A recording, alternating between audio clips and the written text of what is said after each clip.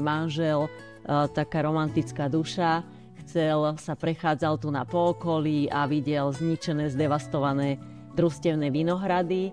A on, pôvodom biológ, chcel trošku pomôcť krajine, chcel pretvoriť krajinu, lebo vždycky, ako sme chodili na dovolenky, tak sa dobre cítil vo vinohradoch, lákali ho tie upravené rady, krásne zastrihnuté, a ten zmysel po takej estetike bol prvým takým impulzom vysadiť vinohrad a pretvoriť tu na tú krajinu. Predtým, ako sme dostali certifikát ekologického vinohradníctva, tak sme 3 roky boli sledovaní úradmi, presne sledujú, s čím sa postrekuje, ako sa pristupuje k starostlivosti o vinohrad.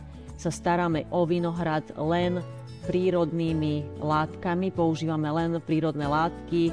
Veľkú úlohu vo vinohrade hrá Green Mix, to je zmes bylín, ktoré pomáhajú koreňovému systému, aby bol zdravý. Špeciálne nitrianska vinohradnícka oblasť je špecifická tým, že sú veľmi rôznorodé prírodné podmienky.